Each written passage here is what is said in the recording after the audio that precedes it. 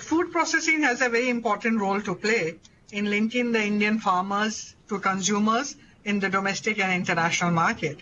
India's food ecosystem offers huge opportunities for investments in the sector with very favorable economic policies and very attractive fiscal incentives. With 127 agroclimatic zones, and I'm not exaggerating, we are a country which has the Himalayas, which has the deserts, which has a huge coastal region, which has a huge inland waterways. With this kind of diverse agroclimatic zones, we are number one in terms of production of milk, livestock, millets. Additionally, we ran second in production of fish, rice, wheat, cereals, fruits and vegetables, and very diverse quality and quantity of fruits and vegetables. India not only has the advantage in terms of being a huge sourcing hub for agricultural produce, but also being a large and growing market for food and beverages. In terms of ready infrastructure for the sector, our country has, with the support of my ministry, 37 mega food parks. I will delve a bit in detail about the mega food parks a bit later. We have 37 mega food parks across the country, out of which 18 are already operational. In addition, we have about 8,000 cold storage facilities present in India and over 300 cold chain projects, again supported by my ministry across India. So with the ready infrastructure that has been set up in India with the support of the Ministry of Food Processing as well as the private sector, active participation of private sector, I must say, and the abundance of raw material, still our processing levels are very low. We have around, in case of fruits and vegetables, our processing level are just about 2%. Though in dairy it is 35, we have been a bit organized in the dairy sector for last 2-3 decades. But in poultry, meat, marine, fruits and vegetables, it is less than 5%. And this presents a huge, it's like a low-hanging fruit. We have raw material, we have ready infrastructure, but our processing levels are low. So I see this as a huge business opportunity. And this is what I would like to elaborate in my talk here. The population in India is young. These are all yuppie population with huge consumer income.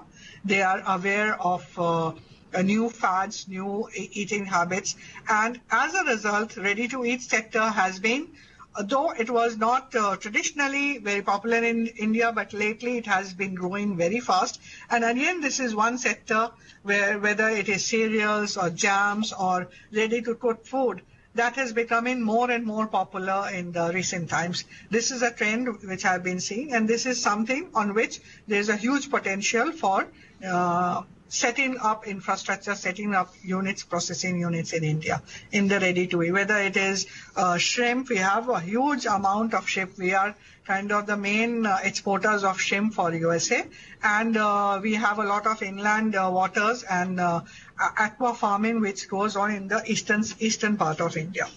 So the family structures are changing, women have started working, and this has presented a huge opportunity for the ready-to-eat segment to grow. The consumers are increasingly becoming health conscious, and the changing lifestyles present huge business opportunities in the food processing sector. Besides infrastructure development in the food processing sector, I would also like to highlight the many ancillary opportunities which are available, for instance, in the technology and equipment area, R&D sector, skill development, packaging material and machinery, to name a few. The Ministry of Food Processing supports 2 autonomous institutions called NIFTM, National Institute of Food Technology and Entrepreneurship Management. It's in the outskirts of Delhi. And Indian Institute of Food Processing Technology, IIFPT, in Thanjavur, in the southern part of India. These 2 institutions are pioneers in R&D development as well as providing skilled manpower. They provide the bachelor's degree and master's degree in food technology, as well as a business management program in food technology. So these 2 institutions have been pioneers in providing R&D support as well as high quality skilling support for the food processing sector. The Government of India, through my ministry, the Ministry of Food Processing, is taking all necessary steps to boost investments in the food processing sector.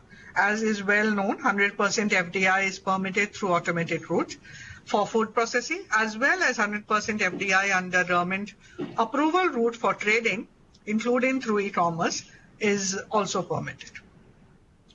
To help and aid the investors, the ministry has established a dedicated investor facilitation cell with Invest India for handholding both domestic and foreign investors for doing business in India. The cell handholds investors throughout the whole investment phase in a very structured manner by providing relevant sectoral and subsectoral information, assisting with regulatory requirements, location assessment, applicable policies, making them aware of applicable policies and schemes, etc. The investor facilitation cell the ministry has also set up an investor portal on our website to disseminate information regarding government policies and incentives, the market scenario, the production data, state-wise production data of each produce, whether it is, let's say, apple or milk or shrimp or meat, is available on our website. So if an investor is interested, they can acquire a lot of relevant data on our website. Talking about some of the other incentives provided by to the industry, a fund under National Bank, NABARD, has been set up for USD 280 million for financing food parts and units. Income tax deduction on CAPEX for food processing is also provided. Additionally, in one of the recent announcements as part of the COVID financial package, a scheme with a corpus of 1.3 billion has been set up for formalization of micro food enterprises for the unorganized sector. In India, we have an unorganized, huge sector for food processing, which directly takes produce from the nearby farm gate and processes it using traditional methods. And that is a very, very active segment, kind of backbone of the whole food processing sector in India. This whole sector will be supported through this 1.3 billion corpus which has been set up. It is based on a cluster approach and will focus on the perishables. Launch of this scheme will be a game changer. I am absolutely certain that it will be a game changer and transform the ecosystem of the food processing sector across the country. Support from the Ministry of Food Processing is also provided to the sector in creation of modern infrastructure with efficient supply chain management from farm gate to retail outlet. We have about 8 schemes which our ministry runs, in which we provide government assistance for setting up infrastructure, whether it is for a cold chain scheme or a mega food park or a backward forward linkage or a small standalone processing facility. For different facets of the food processing infrastructure, our ministry provides support through the 8 schemes that we run.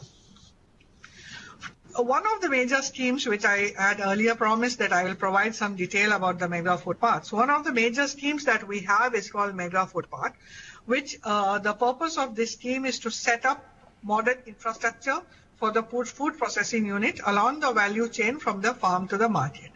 The scheme operates on a hub and spoke model where there is a central processing scheme which is connected to primary processing schemes, primary processing centers and collection centers in the farm gate.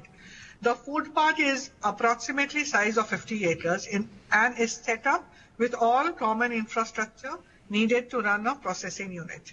It has the internal roads, boundary wall, skilling centers, waste ETPs, effluent disposal plants, skilling centers.